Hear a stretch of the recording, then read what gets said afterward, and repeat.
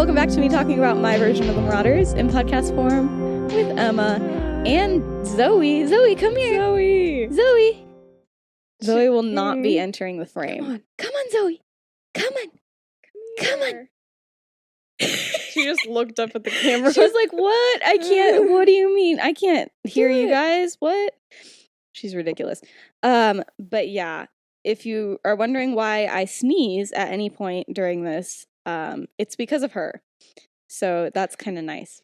Anyway, let's jump into some fun questions because today's episode will not be fun. So the questions might as well be fun, you know? And we got some good ones. First one that I immediately was like, I have to answer this. Is somebody asked, what did Emma do on Elizabeth's birthday? And I don't know where that came from, but Emma did once give me the best birthday present I've ever gotten in my entire life. I don't really love like gifts, except for this one that Emma did also just give me. It's Jeffrey the deer. She hand knitted him a little Gryffindor scarf. If you're not watching on YouTube, you need to, because holy crap, this is adorable. I love him. But no, the second greatest gift that Emma has ever given me is I don't love physical gifts, and so one time she made me just a Vine compilation for my birthday. It like a personalized one, and then like she what else do you added in like other random videos of like our friends that just like had Vine energy. Yeah, it was fun. It was so good. It was literally it was like an hour long, and I just like died. It's my favorite thing ever. It's so good. But yeah, I definitely have not ever given you a present that is like that, because not only do I not like getting gifts, I also don't like giving them. Gifts just why? That's my opinion on gifts. Why? So sorry about that. That was a gift. Guys, I'm not good at this, okay? Man, it took me 2 years to even begin using this camera. It just sat in the corner of my room for 2 years before I decided I wanted to do this. I'm really not good at things like this. What's the worst name you could give a child? No offense if we say a name that is your name. For me, it's Chad. Chad. Imagine like a tiny little baby. And you're like, his name is Chad. Like, what? No. That's ridiculous. You should never name your child Chad. Elizabeth. Oh my word. Stop. No. You just insulted my entire family. Probably like Frederick. Not Frederick. Oh my goodness. Yeah. That's fair. Are eyebrows considered facial hair? It's hair on your face. That's what I was gonna say. I'm like, yeah, I think so. And everybody's like, women don't have facial hair, and I'm like, what are these then? Hello? Yeah. Do you have any inside jokes that you're a part of that just like are fantastic? What's your favorite inside joke? Bread. Do you care to explain that one? No. Okay. But me and my siblings have matching bracelets that say bread now. Nice. I was going to say, honestly, the only one that I have recently been a part of is this podcast, because like some mutual friends that we have, and I like, just to like shut me up, like if I'm talking about something, if they just want to like embarrass me really quickly, they'll go, hi, welcome back to me talking about oh my gosh. And I literally like almost cry every single time. I'm like, please don't do it, but it's so funny. It's hilarious, and they should never stop doing it, because it always catches me off guard too. Like I'm like, there are two different worlds here. You can't, mix them. Oh, you did, Emma's sister named Swanky Town, asked what our favorite Wii game is. I would say Mario Kart. Oh, I was gonna go with Wii Sports Resort all the way. That's like a classic. You can't. I played that today. Nice. As you should. As you should. All right. Okay. Do we feel like that's good? Sure. Okay. Do you think that's enough? I don't know. I don't know any of these. I just maybe I just don't want to get started yet, you know? You're just delaying it. I kind of am. Oh yeah, there is one more that I did want to answer. Zoe Zoe's going at it. She's trying to pull everything out of like the little holes in my laundry basket so that she can find a sock and eat one of my socks. She does this regularly. It's fine. It's fine. No, but somebody asked me how like what I'm looking at like when I'm, doing the podcast and what that kind of looks like. Emma, do you care to explain? Have you ever looked over and been like, what is written here? It's like it'll have like scene like number, and then like it'll have like little bullet points under it, and sometimes they're like really like complex and like well written and stuff, and then sometimes it's just like, that's sad, I guess. This is very accurate. I have one Google Doc. It currently has 57 pages. Each episode is about 2 to 5 pages long, depending on how much detail I feel like I need to put down on the page. So yeah, there's a lot. There's just a lot. So yeah. No, but if you've seen the title of this, you know what's up. Zoe! Zoe, please. My gosh, I'm gonna have to kick her out. This is like ridiculous. What are you doing? Come here. I'm gonna get her. I just sat on my mic. Don't worry about it. Okay, now we have a dog. Maybe that'll make this all better. Hey, yeah, when I used to post like sadder headcanons on my TikTok, I would always make sure that Rocky was there to make people feel better. It's like what I did. So now it's just Zoe, because Rocky would never stay up here that long. He can't. All right. He's not a Marauders fan. He's not. Okay. So if you've seen the title, you know this is called The Prank. You know what that means. Probably. What if somebody doesn't know what that means and they're like hearing this all for the first time? Oh no. Okay. So let's set the scene, because a lot happens here, and it's gonna be a 2-parter. Oh, Zoe doesn't want to hear about this. Zoe's like, I'm leaving. But let's set the scene for like how this week is going, okay? Like leading up to this.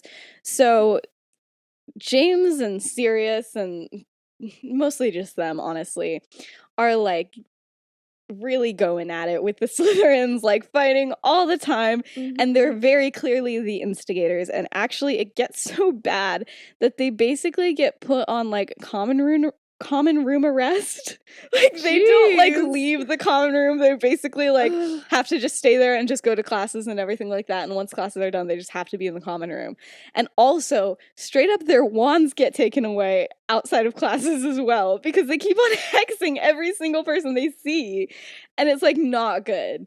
They not need at to all. calm down. They really do need to calm down. So that's kind of fun. But that doesn't, and they're not allowed to be wandering the halls, but like, does that stop them? They have like an invisibility They literally cloak. have invisibility cloak. Although I'm wondering if maybe that got taken away too. I didn't decide on that one, but I was like, Dumbledore knew about the invisibility cloak. Would he really take away everything else and be like, you know what? And you can keep that cloak. My goodness. One full moon, like afternoon, like not the nighttime though. Sirius is planning on meeting up with Regulus, and they go and they meet, but it's like not good news. Basically, their mom has kind of heard a little bit of what Sirius is doing at school, and she's like not good. She's like, being Walburga and threatening to never let him see Regulus again and everything, and that's like the only reason that Sirius is like staying there and like he hasn't already left is because of Regulus and everything like that.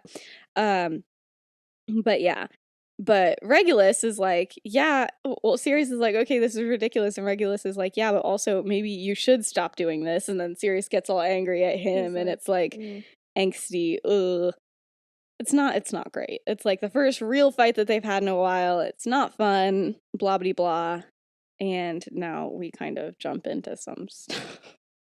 I don't want to do this, but I have to do this. Okay. Okay. I'm nervous. Okay, it'll be fine. So anyway, Sirius is walking back from talking with Regulus. No invisibility cloak. Part of the reason I was like, they probably don't have it because, yeah. Anyway, he's walking through the hallway, and then who calls out behind him but good old Severus Snape. Oh. Good old battle Severus Snape. And he's like, oh, like, you're out in the hallways. You're not supposed to be doing that because, you know, you're got in trouble and everything like that. And Sirius is, like, angry. And he's like, listen, if you want to hex me, go for it. I don't even have my wand, so maybe you could actually win this time. Wow. Ooh. Snape almost does, but he decides that he's gonna... He has a plan. He's gonna do a little bit more. Now, we're gonna step out of this for a second. Because I'm going to talk about something that I haven't talked about Snape yet, frankly, because I hadn't decided whether or not I wanted to put it in here, because I keeping on going back and forth about it for literally as long as I've had this. And it's the whole headcanon of Snape having legilimency. Oh. Have you heard of that a little bit? Well, I know in, like, the books. He's really good at occlumency. Oh. In the books. And he could do it because, he was training him. Blocking it out? Blocking it out is occlumency. Okay. Legilimency is, like, being able to see in. But I think that makes sense. I've seen a couple headcanons about this, where it's just, like, it was, like, something that, his mom was the wizard. So something that his mom had. And that it, like, is kind of hereditary, and so it got passed down to him. But, like, obviously he's not, like, perfect at it. But he has some natural-born abilities with it. So he can't see, like, he's not, like, nearly as good as, like, Voldemort could, like, get all these pieces of information.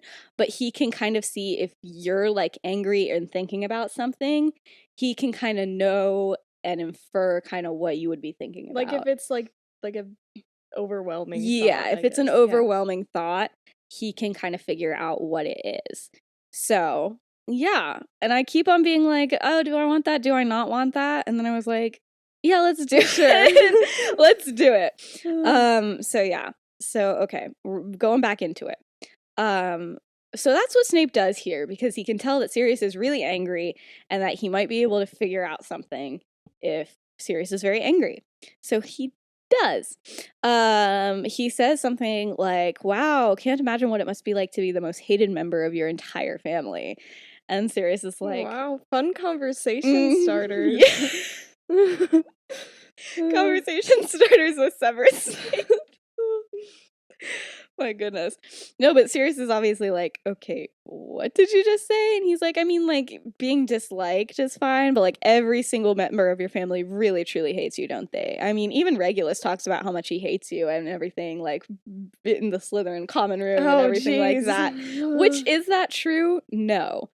But it did strike a nerve, like, really, really easily. But so much so that Sirius isn't, like, in the mood to talk after that. So he, just straight up tries to punch him in the face. But Snape has a wand, so it's not that hard to block. So that doesn't really work. But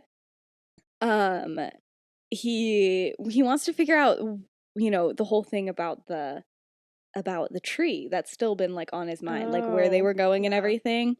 Luckily, he also could tell that Remus was a pretty big nerve to Sirius as well. He's kind of on the brain and everything like that. So, but Snape is like, okay, I would say that, like, oh, at least you've got your friends, but, like, even they don't really like you. And Sirius is like, oh, yeah, sure. And he's like, oh, haven't you noticed? Remus is so sick of you. It's painful to watch. And then Sirius is like, okay, what? Like, he's a little concerned. Oh, wow. And Snape realizes this. Hard. Yes, he is. He's hit him real hard. And he's like, I mean, it's just so obvious that he's annoyed by you. Anybody can see it. And he says something about Remus not being, like, even really brave. Like, why are you even hanging out with him? Like, he's, like, nothing or anything. Wow. Sirius is getting angry. And he's like, what the heck? And he's like, speaking of Remus, why does he get all this special treatment? I mean, like, nobody else gets to go through that secret passageway under the Whomping Willow. And Sirius is not thinking at this point. He's like just angry. And he's like, well, how did you know about that? And Snape is like, I've seen it happen. I just don't know why. And Sirius is like, okay, well, it's dangerous. You wouldn't be able to handle it. Snape is like, well, I doubt that. Maybe that's just what he tells you so that you don't feel bad. Maybe what he's actually doing down there is he actually has parents who love him and want to see him frequently. And so they go and they meet after there. But you wouldn't know anything about that, would you? Oh my god. Snape is not... Ugh. Yeah. But anyway, so he's like, and then Snape also says, whatever it is, if Lupin can handle it, I certainly can. And Sirius is done. He's like, yeah? He's like, well, why don't you go hit the knot on the tree and see for yourself? And Snape is like, hit the knot on the tree. And he's like, yeah, you've seen it happen, haven't you? You're just too scared to find out what it is. Because you know that Remus is braver than you ever could be. And Snape is like, oh yeah, well, you have no idea what I'm capable of. And then Snape leaves. Oh, wow. Yeah. Do you need a breather? Wow. That was a lot. It was a lot, but it was necessary. All of this is necessary, and I'm very sorry. Okay. Are we ready to continue? Yeah. Do you need Jeffrey? Okay. Oh goodness. Yeah, if you're not watching on YouTube, Emma's like, I just need Jeffrey for a little bit. Wow. I'm so sorry. This is so intense. It's only gonna get worse. Don't worry. Next. So yeah, Sirius really didn't even process what he had said at that point. He did not process that, like, oh shoot, he literally told Snape how to get into the passageway. Because he was busy thinking about the other things that he had said, busy thinking about Regulus and everything like that. So he makes it back his way back to the common room. And the others are on like common room arrest too. Wow. And it's nighttime, like Remus has already gone there, but like they said that they were gonna give it like plenty of time before Pomfrey left, before they like snuck out, because again, they're supposed to be in trouble. They're not supposed to be there. Also, none of them had transformed without their wands, so they didn't know if they could even really make it, and it was like a whole thing. So they were like, we're just gonna give it a lot of time. But soon, they had already seen them go in, and then Sirius shows up, and Peter and James are watching for Pomfrey to leave, and then they see her leave, and they're like, okay, like 20 minutes, 30 minutes, whatever they agreed. They're like, okay, then we'll go. Okay. Whatever. And then, Sirius is just like silent, and James is like, hey dude, you good? And he's like, I'll tell you about it later. And he's like, okay, I'm sure it wasn't necessary. Sure that's not important. I'm sure nothing will happen. And then, they're waiting for like a long time, just like quiet. And then Peter is like, hold on, there's somebody else near the tree. And James is like, okay, who? And Peter's like, I don't know, man, but it looks like a student. It doesn't look like a teacher. And James is like, okay, so that's weird, but they'll probably just like leave. They're probably just like out doing something, whatever. And then Peter's like, no, like he's going straight to the tree, like immediately to the tree. And then Sirius realizes. And he's like, jeez. Oh, shoot. They need to get over there. And he's like, and Sirius is just like totally shook by this. And so then Peter's like, oh my gosh, they've like got something. They're trying to like freaking hit every knot on the tree. And then Sirius is like, oh, I messed up. And he says that out loud. And then he says, James, I messed up so bad. And he's like, can barely speak. He's like shaking. And James just knows immediately. He's like, Sirius, who is by the tree? And he's like, it's Snape. And he's like, oh my gosh. Oh no. And then Peter's like, oh my gosh, he just made it in. He just made it into the tunnel. And then at this point, without a word, James books it out of the common room. Good thing he runs every morning. He's been training for this.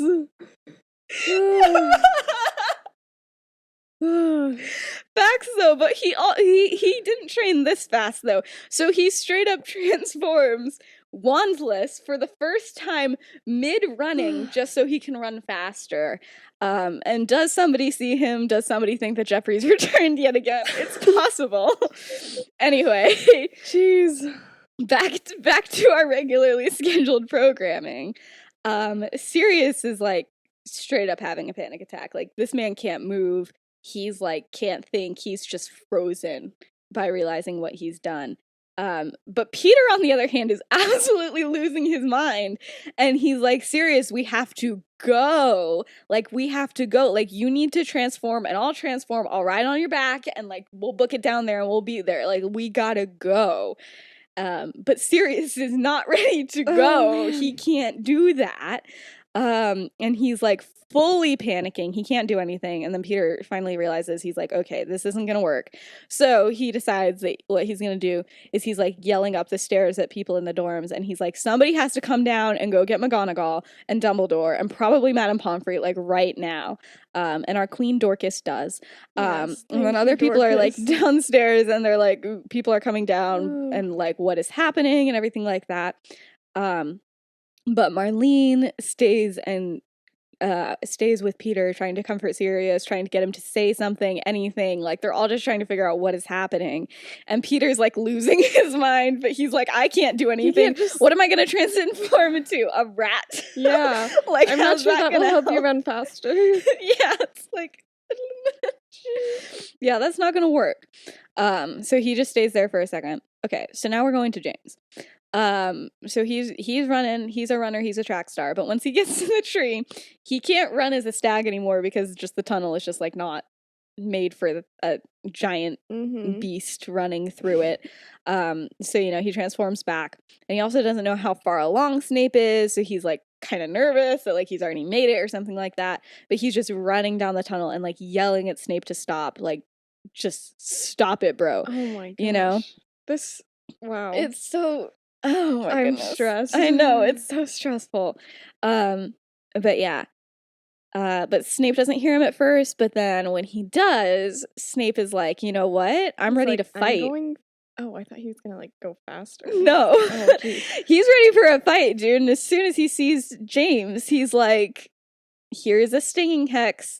And he's like, leave him in, you know, he yells at James to just leave him alone. And James is like, no, you're gonna die if I leave you alone. This is not what is happening here. But yeah. James is yelling at him that he has to stop, that he has no idea what could be down there, and Snape is like, yeah, that's the point, I want to find out what's down here. And he's throwing curses, and James pretty much only has like the ability to like block them because of like how fast they're coming and everything. And he's trying to explain that like they both need to not go any further and everything like that, and they're pretty close to the end of the tunnel at this point. Snape is doing his best, but no, James is doing his best, but Snape is just like angry. And then Snape ends up hitting him with the Septum Sempra. Oh, curse. Ouch. Ouchie. So that's not good. It's really bad. James is like obviously bleeding everywhere. He shouldn't be able to like walk at this point, but he like when he's like literally he's been knocked to the ground by this, and Snape is almost at the trapdoor. And he's like, if I don't stop him, we're both about to die. Like, or just be turned into werewolves. Either way, not really great. So he's like, you know, so he literally stands up, even though he's bleeding, and makes it to Snape as soon as he is opening the door, and just like grabs onto Snape and just like body slams him to the ground, basically, you know, just uses all of his weight and just like brought it down. But he had like, the door had like barely opened, and Snape had seen what was in there before that happened. So he saw it, but it didn't get open, and the werewolf didn't make it out. And at this point, James is very close to fainting.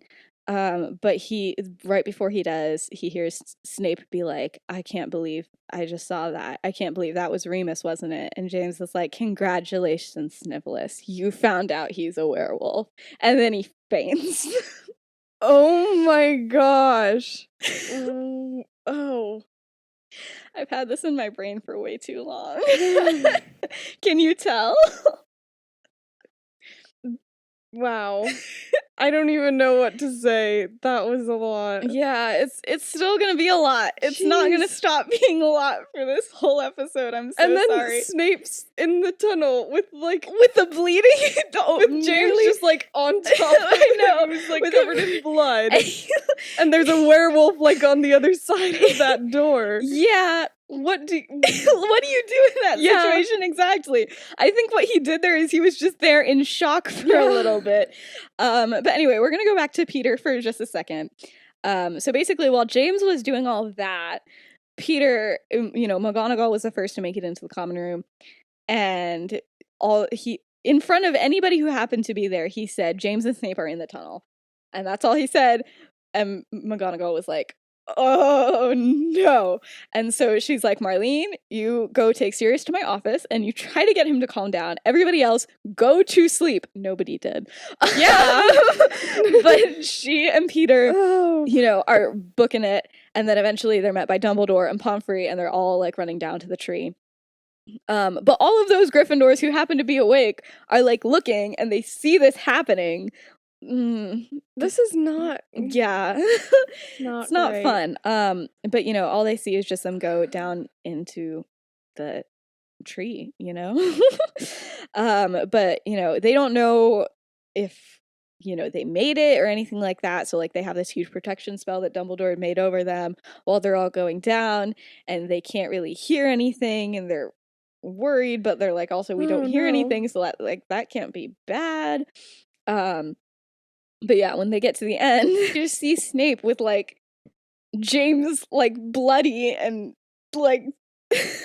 everybody's first thought is oh my gosh, the wolf attacked James, because that would be your first thought. That would be reasonable to infer. And so they're oh my gosh, Peter just gone. Now Peter's doing the whole thing that Sirius was he's done. Pomfrey Queen is okay, we're gonna actually help James here. And McGonagall does that as well. But Dumbledore is okay, Severus, how did you just get out unscathed? And Snape is the wolf didn't do that. And then everybody kind of breathes again. And they're oh, okay, but what did? And he's me. And McGonagall is she's just done. She's I can't. Oh my gosh. She's I'm not doing this. But yeah, so they fix up James. He's not gonna die, That's nice. All is well. But they can literally, the whole time that this is happening, it's still stressful because they can hear the wolf trying to get to it, because that's a lot of blood, and it's a werewolf. It can smell that through a trap door. But the trapdoor is enchanted, so he can't get to them, but it's still scary. Yeah. Oh my goodness. But yeah, but James is definitely still bloody and on a stretcher, and that is what the Gryffindors see as they walk out from the tunnel. Hopefully none of the Gryffindors try to go down there. I don't think they're gonna go down there after seeing James Potter nearly dead. That's what I'm saying. My goodness. Geez. But yeah, okay, now let's go back to Sirius. Let's go talk to our boy. He's been sitting with Marlene in just complete silence in McGonagall's room for a while. Pretty much Marlene basically just got him to drink some water, which is good. But that's it. All that she knows that happened is Sirius being I messed up. That's it. He can't say anything else. That's all. And she's you want me to stay? And he just doesn't say anything. And then she's you want me to leave? And he's no. And she's okay. And so they've just been sitting here for 30 minutes, just gosh, chilling. And Marlene is just love that I became friends with these people. But yeah, wow. So after that, they've just been chilling in there, and then McGonagall comes and finally opens the door, and Sirius is is everybody okay? And she's yeah, everybody's okay, but James was really badly injured, but no permanent damage. And then he's okay, so he wasn't attacked by Remus, which is nice. And then she's like, okay, Marlene, you get to leave. And Marlene's like, she's like, I have to leave right as everything happens. She doesn't say that this time, though. She keeps getting kicked out. I know, she keeps on getting kicked out. She's like there for all the drama, and then as soon as things are about to get explained, she gets thrown out. It's unfortunate. I didn't start the timer either. I don't know how long it's been. Yeah. Oh, well. Okay, I'm gonna get through a couple more bullet points and then we'll be done. But she takes Sirius up to the hospital wing. Sirius is, like, already trying to, like, apologize and explain everything to her, but she's like, nope, you need a calming draft first because you're still, like, panicking. And also, Dumbledore wants to hear this, not me. Like, she's like, I'm done. So Sirius goes in, he drinks a calming draft. He tries to ignore both, he's trying to ignore, like, Minerva and Pomfrey, like, behind the curtain trying to help James, and, like, Peter's there, and he's like, hey, James looks awful, but, like, it's superficial, so Pomfrey will fix him, he'll be okay. Doesn't make Sirius feel better. But yeah, it's a long time before Sirius even notices the fact that Dumbledore is just, like, sitting in a corner, just, like, looking between Snape and Sirius for, like, a very long time, which is just classic creepy Dumbledore, you know? we will just breathe. We'll get through this. You have Jeffrey on your side. I don't know if we can get through this. Okay, but finally, Pomfrey comes out, and she's like, hey, he's good, but he needs to sleep for a while because he took a blood replenishing potion and everything, and, like, yeah. So he won't be awake for a couple of hours, but blah, blah, blah. And Dumbledore's like, okay, anybody want to tell me what happened? He's like, yo, what happened? He's like, what? This night was crazy. He's like, not good. This is a serious episode. We can't be laughing. Spill the tea. And Sirius is like, what is this? Sirius is, like, sobbing. And he's like, ooh, drama. Oh my gosh, no. But yeah, Sirius does end up telling him. He, like, tells his whole side of the story. He doesn't leave out anything, and it just, like, you know, he had been quiet for, like, literally hours, and then it was just like, you know? So that's very exact words there. But then when he was done, Dumbledore asked him a couple questions, and then he turned to Snape, and he was like, okay, Snape, like, anything you would like to add? And immediately Snape is like, I always knew that Lupin was so suspicious, and I always knew that he was, like, a monster, and I just never had proof, and now I have proof, so now I'm going to tell the whole school and everything like that, and I'm going to get you fired, Dumbledore, and everything. And Sirius is just done. He's just like, dude, he's just quiet. And, but Dumbledore is like, so you're not going to get me fired? Because no, he's like, that's very unrealistic. Nobody's going to believe a 15-year-old instead of me, actually. So sorry about that. Sorry to burst your little bubble here. He's like, in fact, nobody outside is going to know that Remus is a werewolf because you're all going to sign a piece of paper that says that if you tell anybody, you will be immediately expelled from the school. And he's like, and once one person signs it, if one person says it, everybody who signed it gets expelled. So we'll come back to that in a second. But Snape is like, people need to know that Remus is dangerous. And Dumbledore's like, okay, he's only dangerous if other people know where he transforms, like what everybody knows now. Snape, and so you can't do this. That the only one here who almost killed someone today is Snape. Facts. Well, I mean, Sirius did give him all the information, so that's kind of unfortunate. Anyway, but they're like, he knows where he transforms and everything, and he's like, well, you know, Remus has always been, like, the most dangerous one of that group, and literally, both Sirius and Peter are like, that is not true. Like, no, he's been the one that's been telling us to shut up, and McGonagall is like, I also know that this is in fact true, and everything like that. Snape is not winning this argument. But it's also brought up that parents have to be informed about this because, you know, Sirius and Snape both almost killed people. So some parents have to be informed. But for Snape, that just means his dad, who really does not care. So, like, what's going to happen there? Nothing, unfortunately. But then on on Sirius, he's like freaking out because he's like, you can't tell my parents. What? And then McGonagall's like, okay, no, we're not telling your parents. We're telling the Potters. They've been serving as the people that we tell whenever you get in trouble for the past like 3 years. Like that's never going to change here. So yeah. And then, and then the last thing is, because Snape is like, okay, you're telling me there's no like other disciplinary action that's going to be taken, like nothing really. And I don't know what they do for Snape, but Snape did almost die, so like anyway. Yeah. But the big thing is that Sirius gets permanently banned from Quidditch for life. So yeah, for putting several other students' lives in danger. And Snape is still upset that like this is all he gets, but like obviously Sirius, this is like his whole thing. Yeah. Like he's upset, but like he's not that upset because he's more upset that he almost killed people. But yeah. But yeah, the big thing is this contract that Dumbledore writes up for them. The thing is, nobody at all can speak about what happened that night. Like, at all. They can't confirm or deny anything if people ask them questions about it to anybody.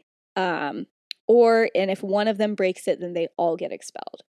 So it's a little bit more serious than just you. And they all have to trust it. And it's required that Sirius, Snape, Peter, James sign it, and Remus, it will be optional for him to sign it because it's his story to tell. But yeah, so Sirius signs it, Peter signs it, Snape is like, I'm not about to sign this thing, what do you mean? Like, this is ridiculous. But he's like there for like a couple hours just being like, I'm not gonna sign it, and then he finally does, and then he leaves. And when James finally wakes up, he signs it, and that is where I end this episode. Oh my god. That's the end of part 1. Wow. Yeah. How are you feeling? Very stressed. I'm so sorry. Did it do some justice to it though? It was really good. Okay, that's good. This is just how I've always pictured it going down. Man. Yeah, but I don't know how anybody else pictures it going down. Like, because nobody ever wants to talk about this because it's so stressful. So yeah, this is gonna be a 2-parter. I'm gonna try and put these out like max like a day away from each other. I don't think I'm gonna do like the Friday Tuesday thing for this because they're 2 parts of the same story. It was just gonna be a very long episode if I did it all in one. So yeah, Snape really, yeah.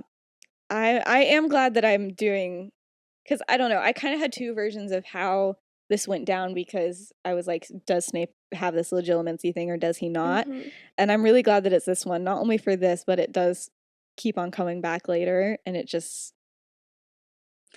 be good. I will say I really liked James in this episode. Yeah, he's a jerk, but like he doesn't want people to die. Yeah. And I mean, to be fair, you know, what Snape always says in the books is like, he wasn't saving me, he was saving his own neck as well, which is true because he also would have like immediately died.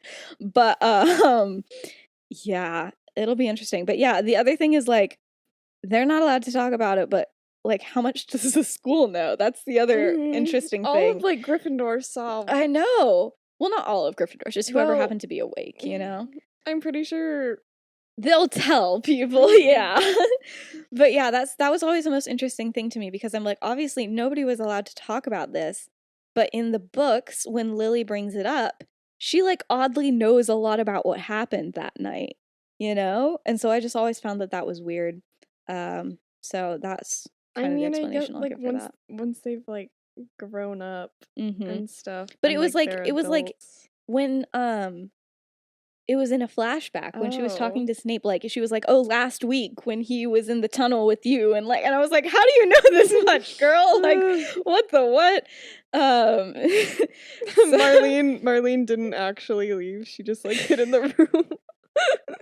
Marlene snuck to the hospital wing, and she's like, "I'm sick of being left out. She needs answers." Oh my gosh, no. All right, okay, so we're gonna finish out this episode, and then we'll go into the part 2. So. Yeah, thanks for watching. Shout out to Himalaya Black, Benji Wilson. And yeah, that's it. Bye.